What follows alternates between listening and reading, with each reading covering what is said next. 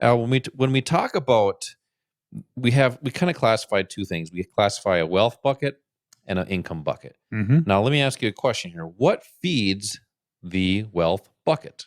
The wealth bucket is fed with an overflow from the income bucket. Right. And that's why there's that accumulation phase where not only are you earning money from your job to pay your bills, have a little bit of fun, but there should hopefully be enough left over to put into your retirement bucket, into that wealth bucket. Yeah.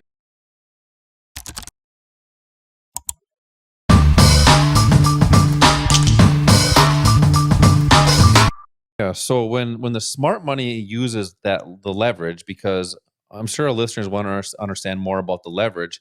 Talk about why the smart money uses the forex market. What are some of the perks with that, and what is it actually? The forex market is the foreign exchange market, and it's just simply looking at the difference in exchange rates between two different currencies traded as a pair. Typically, you're looking at one currency going up in value while another is going down in value. Most people actually have been involved in that market. If you've done any traveling, any foreign traveling, and Yeah. if you've exchanged your dollars for pesos, for example, that's the foreign exchange market. That market, by the way, for investors, for speculators, is open 24 hours a day and has fantastic leverage, maybe 50 to 1 leverage. That's where a margin account can control a much larger overall investment. And by the way, that market, as I mentioned, is open 24 hours a day, but it's the biggest market in the world. Yeah. It trades over $5 trillion a day. And that's bigger than all the stock markets in the world combined. Combined. That's one market. Right. That's one market. But why haven't people heard about it? Why are people really directed towards stock and mutual funds?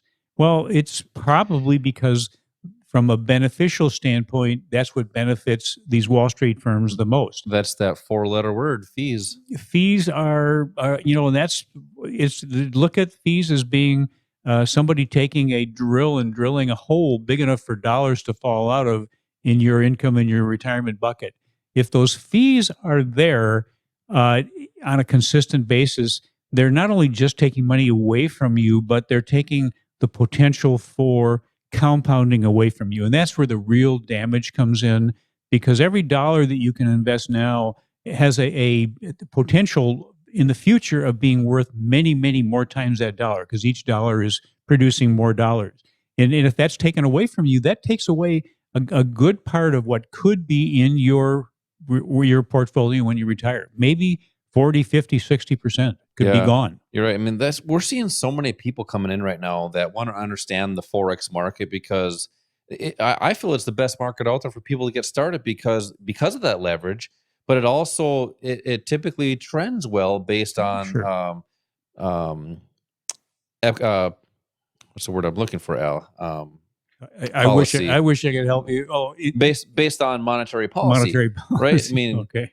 Countries don't change their exchange rates that often. I mean, if they do, they would that would really affect the companies that do business there.